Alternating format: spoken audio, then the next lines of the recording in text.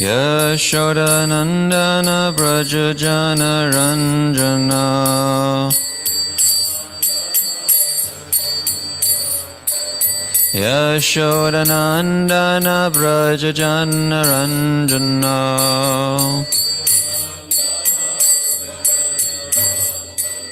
Yamunatira Vanachari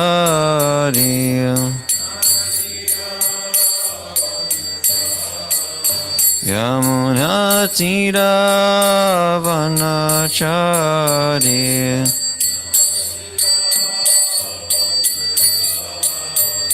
Jaya Radha Madhava Kunja Bihari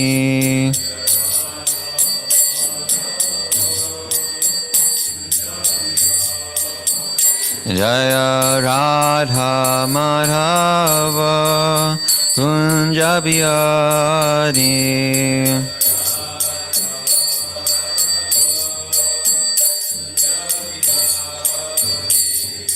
Gopi Jana Vallabha Giri Vadadari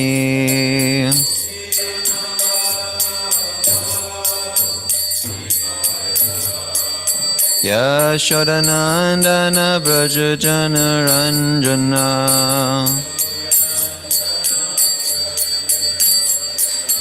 Yamunatira Vanachari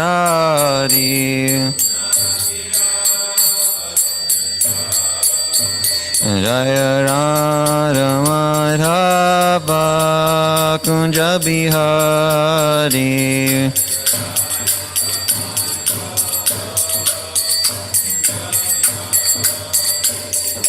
Gopi Jana Vallabha Girivardhari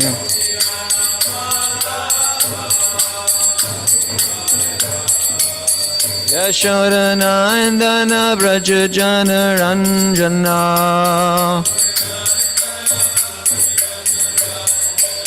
Yamunatira Vanachari Jaya Radha Madhava Kunja Bihari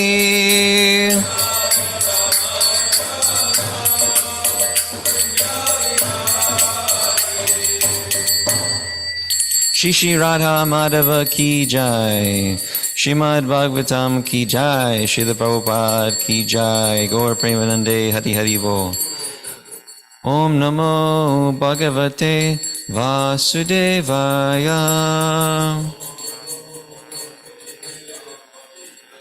Om Namo Bhagavate Vasudevaya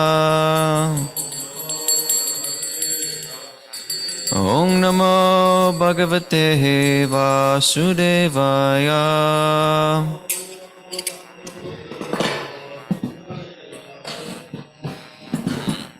Reading from Srimad Bhagavatam, Canto 1, Chapter 17, The Punishment and Reward of Kali, text number 4.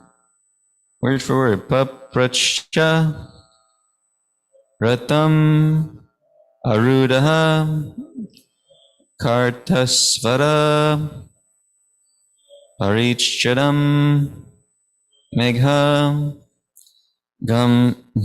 Gambhirya Vacha Samaropita Karmakaha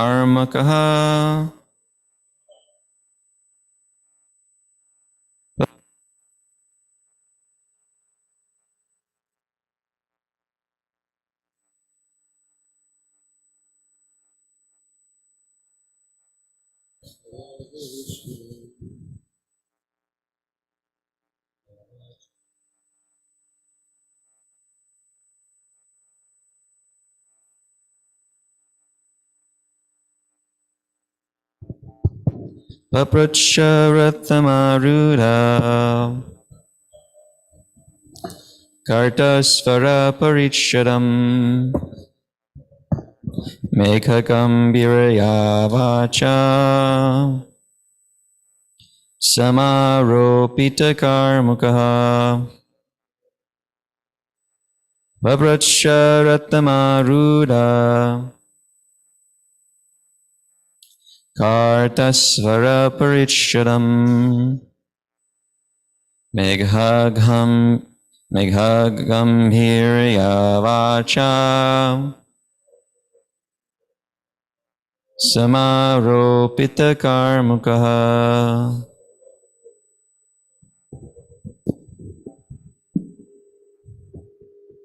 Pracharatamārudha Pavracharatamarudha Kartasvara parichadam Kartasvara parishadam Meghagambhirya vacha Meghagambhirya vacha Samaropita karmukaha. Samaropita karmukaha.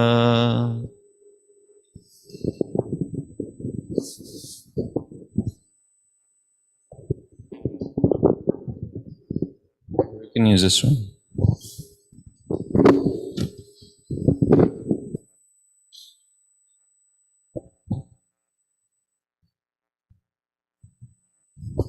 Papracharatamarudha Kartasvara parichadam Meghagambhirya vacha Samaropita karmukaha.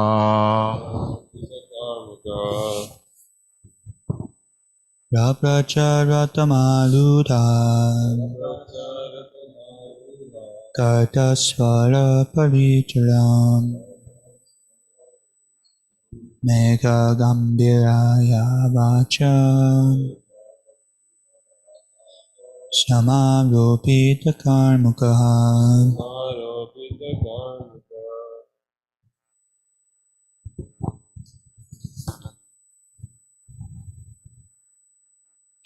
Papracharatamarudha Kartasvara parichadam Meghagambhirya vacha Samaropita karmukaha.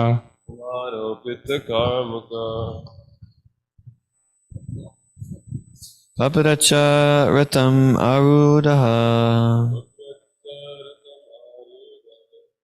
Kartasvara parichadam Meghagambhirya vacha Samaropita karmanukaha. Papracharatamārudha Kartasvara parichadam Meghagambhirya vacha Samaropita karmuka.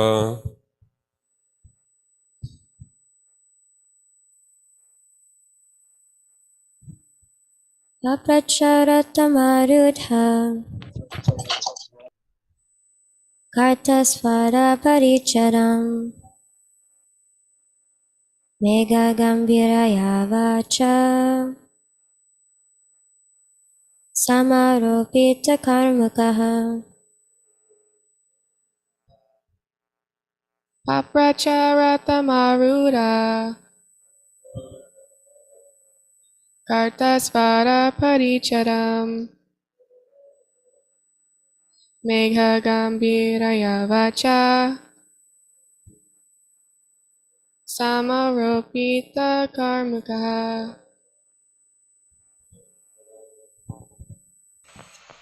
Papracharatamarudha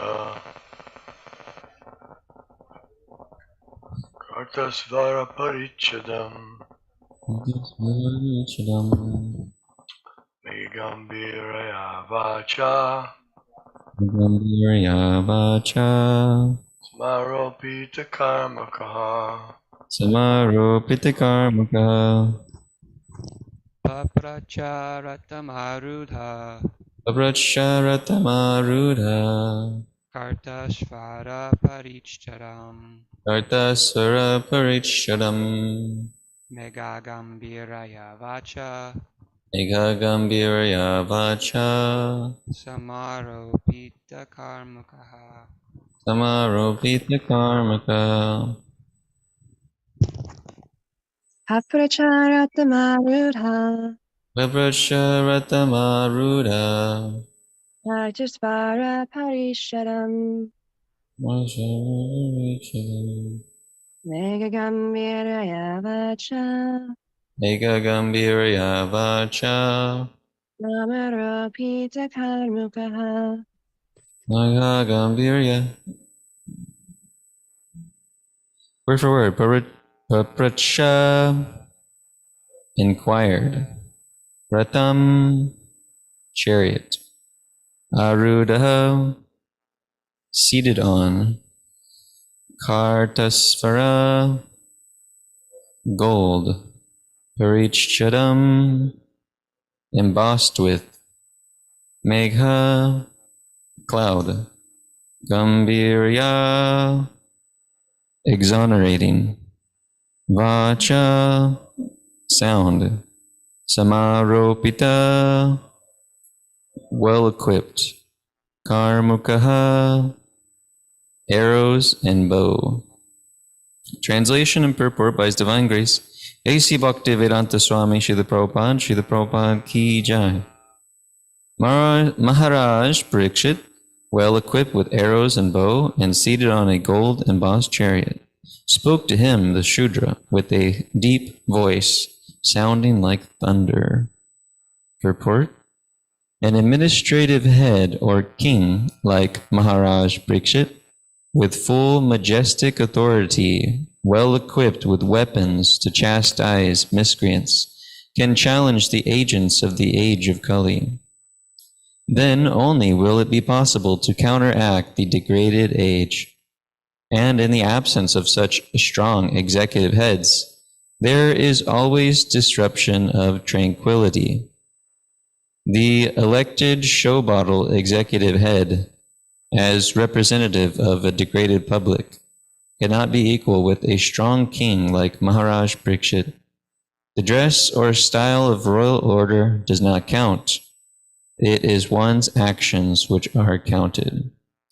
Om Gana Timirandasya Jnana Jana Shalakaya Chakshurummalitam Yena Tasmai Shri Guruve Namaha.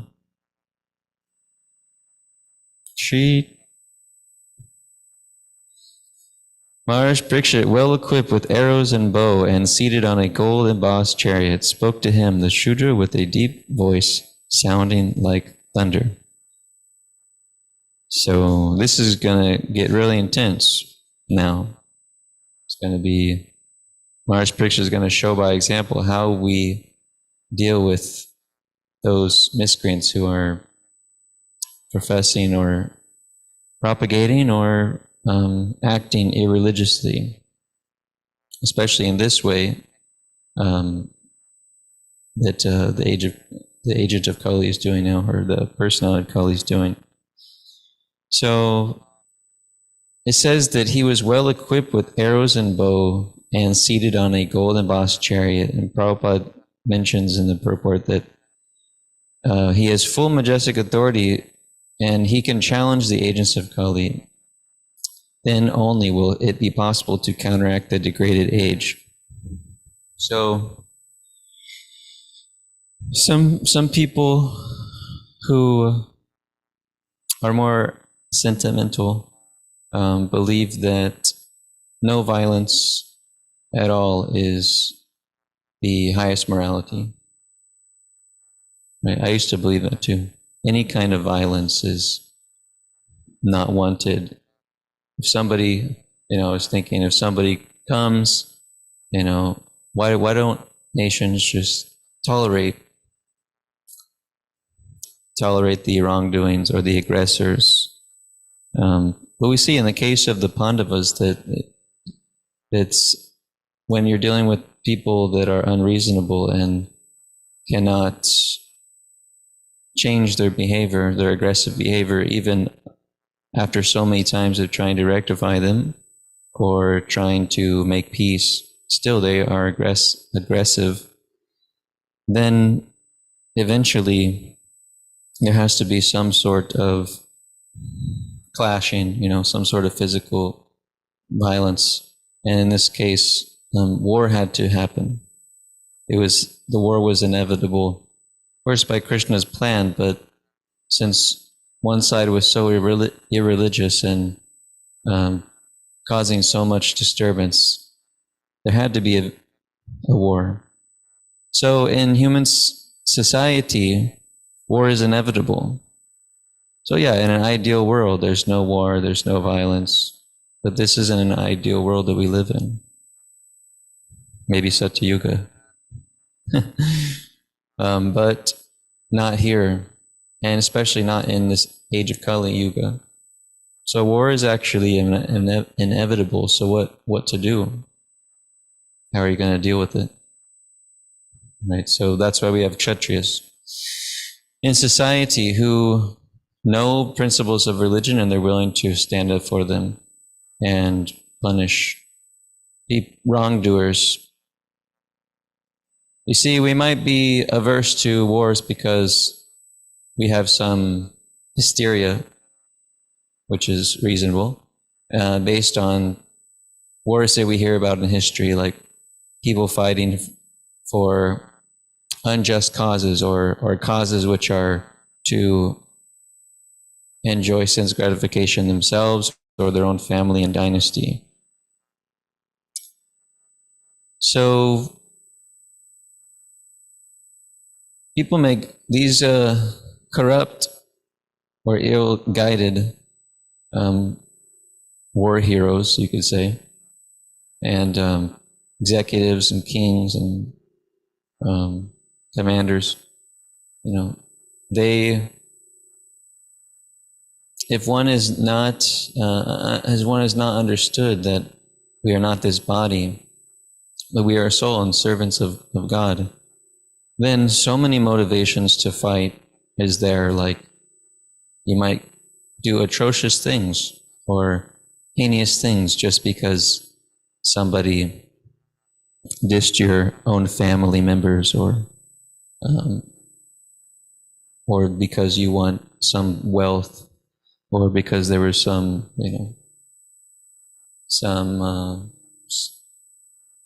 strife in various ways. Just can be something little, and then a whole war ensues. And in the history of Srimad Bhagavatam, actually, we hear about how a whole war ensued because of this lady, I believe it was Tara. So she was the wife of Brahaspati,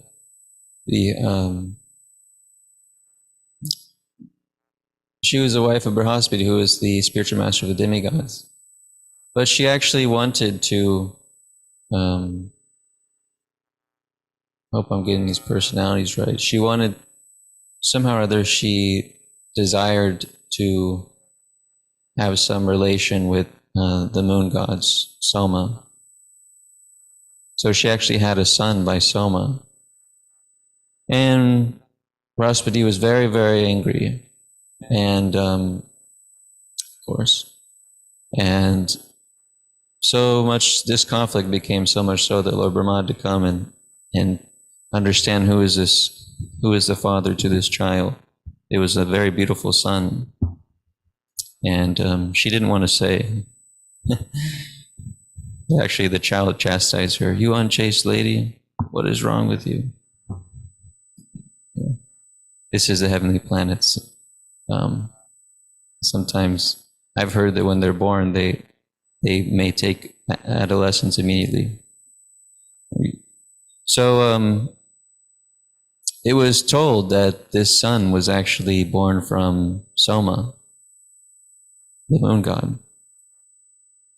So what happened was, this big battle amongst the demigods took place, and some of the demons and the yakshasas and the rakshasas, they took the side of one of the sides. And then you have this whole battle just because of this. So many people had to face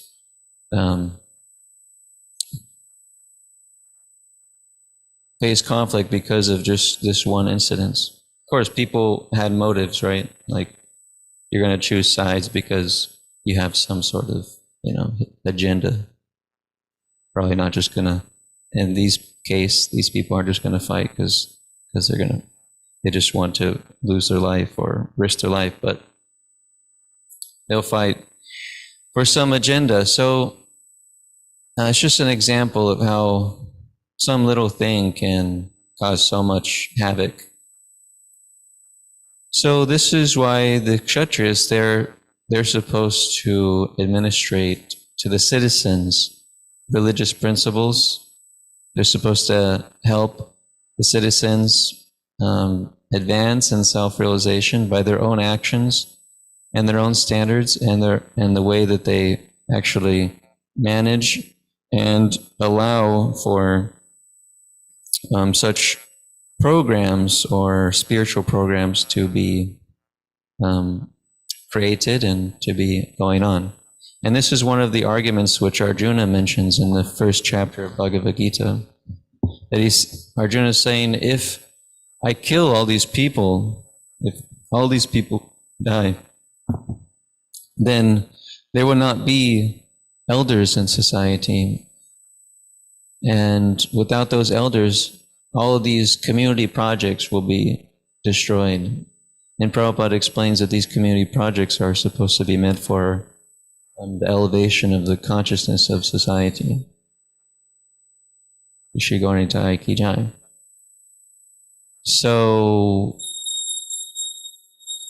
this is what the kings are meant to do. So they are under the guidance of brahmanas who explain to them the religious principles because they don't have so much time to study the scriptures.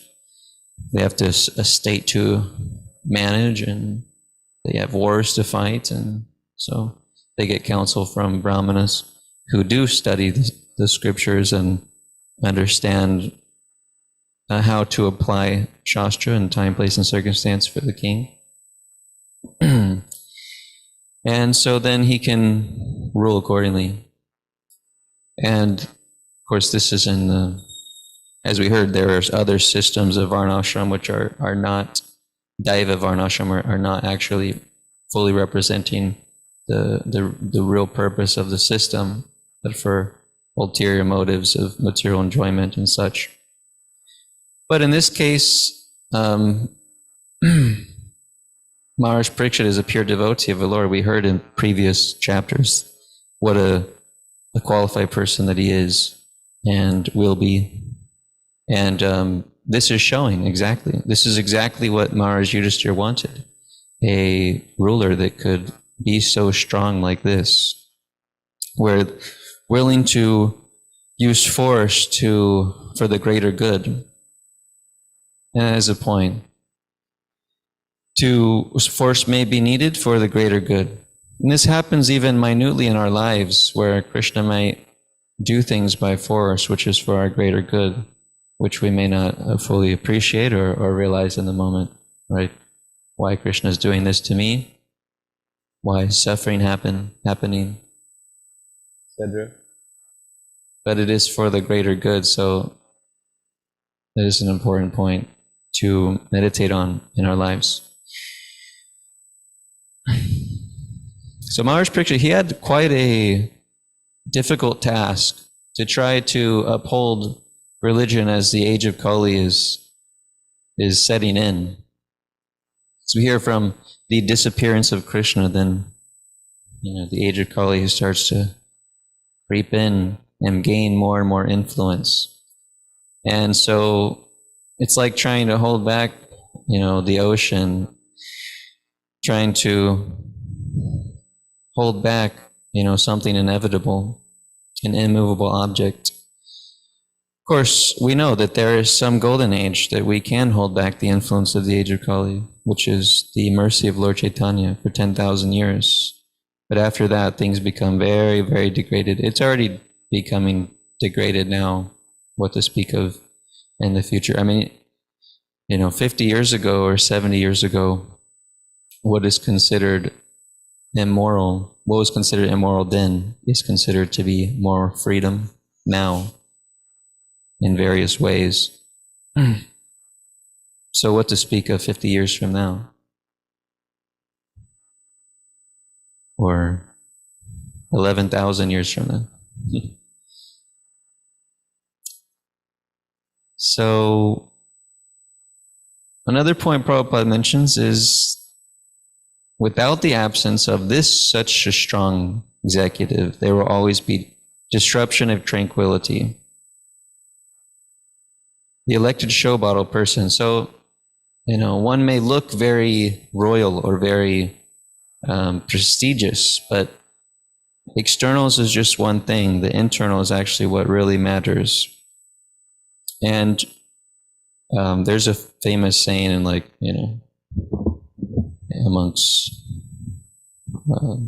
it's kind of a mundane saying, but it has wisdom, or it comes from a mundane source, but it has wisdom. But it's the same principle of one's actions are what's counted, So basically, Krishna says, Yadyad acharti shreshtas tat eve jarojanaha sapramanam kurute lokastana vartate, that a great personality is common people follow, and their acts common people follow, and their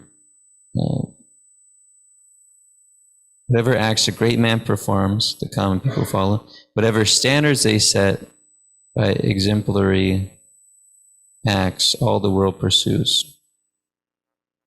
So it's about action. It's one thing to say, right? But to actually do is another. So actually action is more important in one sense, because if we don't see the example, then it doesn't seem so reasonable to follow such a person. So that's why that is the importance of having acharyas, because they do live by example. So in the life of Srila Prabhupada, we can see that he was an empowered acharya, and he was living by example. So he would do things which his actions would show how they're supposed to be done in a Krishna conscious way. So we can study the life of Srila Prabhupada and see how to do certain things. We can see how he dealt with certain situations through reading his letters and conversations, and hearing from him. One really amazing source is to learn about how he dealt with situations and questions is, I believe it's Prabhupada Vanipedia, or you can search it, Vanipedia. I believe it'll come up. And it's this database where you can search so many things, like so many categories of the teachings of Srila Prabhupada. And one category is questions and answers. And somebody has amazingly compiled almost, I don't know all the questions because I haven't read everything, or seen everything, but so many questions and answers of various subjects you can search. You can search this subject about sincerity or surrender or initiation or kings, kshatriyas, brahmanas, and then there's questions by devotees in letters or conversations or morning walks or whatever. So it's a really amazing source. So we can see how we can use these resources to see how Srila Prabhupada dealt with certain situations, certain questions, certain circumstances. If you're tired, you can stand up. I know it was a late night last night. So that's important to see how the Acharya, and Srila Prabhupada is the Acharya for our modern age. Of course, we also have his representatives too, to see how they act. So what does that mean for us? That means that we also have to think that our actions have some effect on others, and they will, especially as we advance in Krishna consciousness. Then more people look up to us, whether they're people still in the material world or whether they're in our own sangha or community. Naturally, devotees will be looking up, and people will be looking up to see, are these, like when we go out tonight, people are going to be, looking like, what are these people all about? What's their character? What's their qualities? They may even approach us and say something which tries to get a reaction to see, what are you all about? Sometimes when I was on book distribution, some people would just say no, like they didn't want to give me any money because they wanted to test me, test my sincerity to give something. So then they would say, no, I don't want to give you anything, but I really want to read this book, but I'm not going to give you anything. It's like, okay. I mean, you really want to read it? Then you're welcome to have it. And of course, I explained why we take donations, but they wanted to see, are you motivated by money? What are you motivated by? So sometimes you run into those kind of people.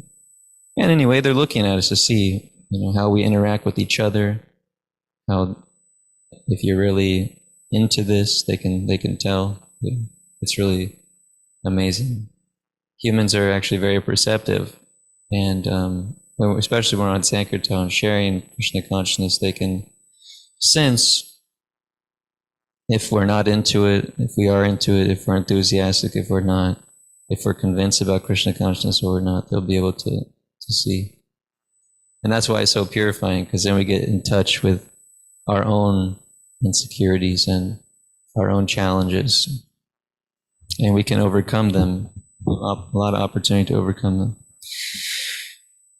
Of course, that also happens in the devotee association naturally. So some people have a hard time in the devotee association because it's like having a mirror in front of you at all times, unless you try to slip away and hide from devotees. Then you might be able to get away with it for some time. But Krishna is always going to be nudging you to make advancement. So there is no hiding anything from Krishna, ultimately. We may be able to hide things from our spiritual master or from the devotees, but we can't actually hide anything from Krishna. So he will be making arrangements for us. We are so small. We have only little capability to do things and to control. So that is why it is important for devotees to be straightforward, to live truthfully, to be straightforward, to not hide ulterior motives, but only work for the motivation of serving and pleasing Krishna. So if people can see such personalities who are not actually, so I'll tell this story. I've told some of you already, but some neighbor who we all know, I was talking to him one day, and he was telling me, sometimes he always complains about the political things going on in the world, which there's a lot to complain about. But he was saying, you know what? Who would be a good ruler to the country? Who would actually rule nicely? And I was kind of nervous, I was like, well, I don't know. He was like, guess. I don't know. And then he gave me this look like, serious? And he was like, I'm living right next to them. It's like, y'all, he was saying, you people, you're not motivated by money, I could see you guys are genuine. You're kind to everybody, even the animals, the insects, people. You're non-judgmental, at least from my perspective. So he was saying, you guys would rule nicely. Then I explained to him about the Varnashram.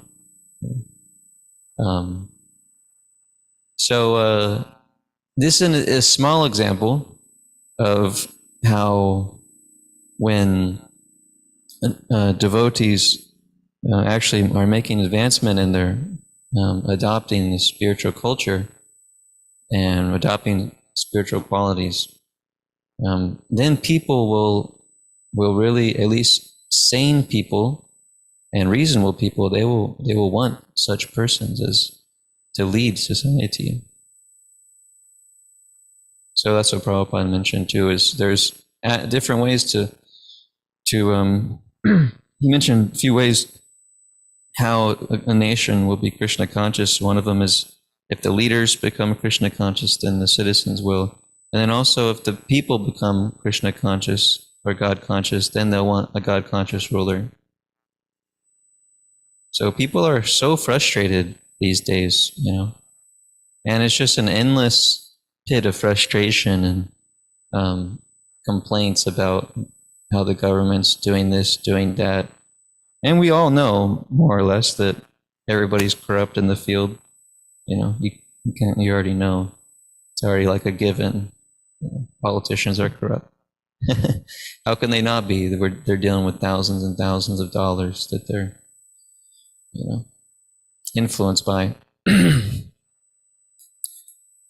So, more or less, people go along with the system, okay, what else is there to do?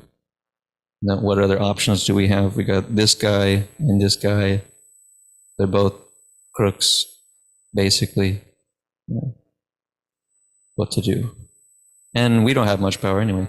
But if people do become God conscious, then the saintly person, the Rajarshi, the saintly politician, will actually become very popular if the citizens are really wanting somebody genuine in office.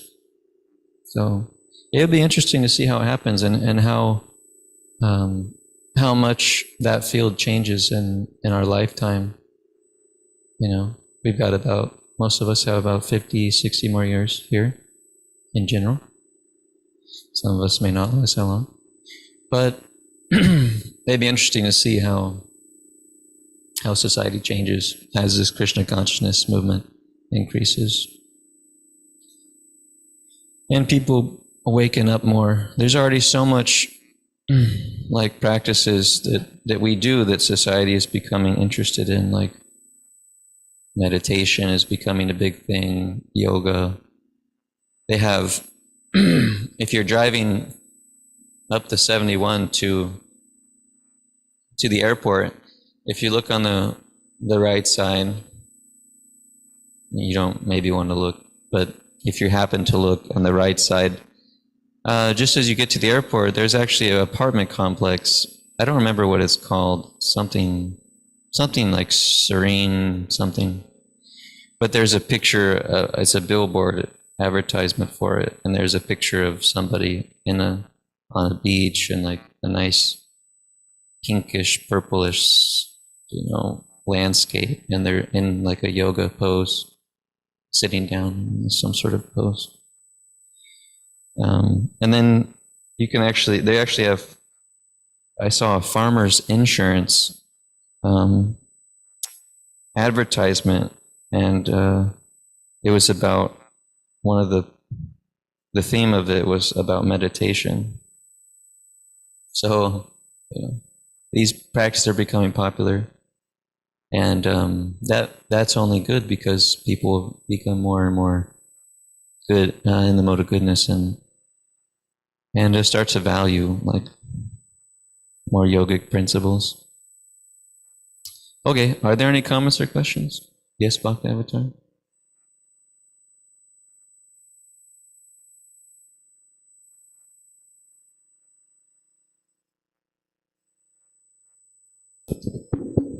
Hare Krishna. Hare Krishna. So I was wondering, you were talking about our neighbor appreciating the movement and thinking that we would be good leaders. And I've heard from my spiritual master that that's how we need to preach so much, to where all the high court judges are wearing Vaishnava tilak, But this person is only saying so because they've, been our neighbor for the past 25 years. So they've actually been able to see how we're moving and things. But how can we prove to the public? I don't know. How can we show the public? I mean, we can't live next to everybody for 25 years to convince them. So how can we actually make that happen? Well, we have to be present. We have to be involved in all, all, what's it called? Not subjects, but all levels, We have to have representatives of Krishna in all fields, and the colleges sharing Krishna consciousness in the colleges, sharing Krishna consciousness, and, what's it called? There's those groups of religions that comes together, interfaith dialogues and meetings, and then Krishna conscious devotees that are meeting with government officials and politicians, and of course I'm talking of things that we're doing, things that to be done that are beyond what we're doing now, like book distribution and Harinam, but things that are a little more like in the public eye and a consistent exposure. Like, how is it that we all know about Christianity and Christians, and we see that they have influence? Politicians are Christian. Of course, they've had a few thousand years to gain influence. We've had 60 years, 55 years or so, 52 years in America. But in India, you see that Krishna consciousness the movement is so big because government officials are very favorable. Many leaders of society, their devotees, they're meeting with the prime minister. There's a good rapport with that. Corporate executives are, life members, and so very high-notch people, and also the most prestigious colleges or devotees are being made at these colleges, and so it's just a holistic cultural conquest. And there's restaurants and so many things. So the more that we have devotees all over the different fields of society and being pure examples, at least to the best of their ability, then people will become attracted. So it's really just about exposure, because we have the pure thing and it gives results. So if we're purely following, naturally people will become naturally will become attractive. People will become attracted. So it'll happen gradually as more devotees come and utilize their talents and skills in Krishna service to share Krishna consciousness. There should be a center at every block, Not just we have this one center, but there should be a center in every suburb, every block, Midtown, Raytown, Overland Park, Shawnee, Lenexa, centers everywhere. That requires a lot of devotees. So how to get a lot of devotees? Well, we have to do the best we can with what we've got now, what our team is now. Okay, thank you very much. So today, today we will go out and we will become visible to the public. I remember there's this one lady, this older lady. She was, comes from a somewhat aristocratic family. She came one time to a program here, and she was saying that she had seen us at Loose Park chanting. And she was always wondering, what are these people about? They seem so happy. What are they all about? And but she also thought it was weird. But her friend, we met her friend, and her friend invited her here. And these are older ladies, in their 40s or so, 40s, 50s, and respectable people. And her friend invited her, and she came, and she was like loving it. She was really appreciating it. Yeah, the practices and all that. So today we have a great opportunity to become visible, and there are people out there that are seeing us and they're appreciating, and they're wondering, what is this all about? Who are these people? What is their philosophy? Somehow we have to find those people.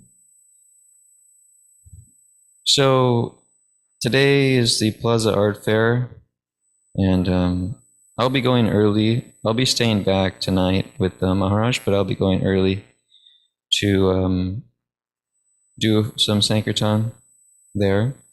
And then most devotees will go out about 2:30 to 8. So it's an extended Sankirtan day, because there's going to be just thousands and thousands of people there. The plaza, it's going to be really ecstatic. How was it last night? A lot of people? Very busy? Yeah, so a lot of people will get the benefit of chanting and book distribution. So look at the services schedule, but that is basically what time we're going to be leaving is 2:30 to 8. And I think Dr. Jacob's going to have to leave a little later because he has a shift. But that is a schedule. So let's go out and have an ecstatic time sharing Krishna consciousness. Haribol, Srimad Bhagavatam ki jai, Srila Prabhupada ki jai, Gaur Premanande Hari Hari Hari Haribol. Hare Krishna.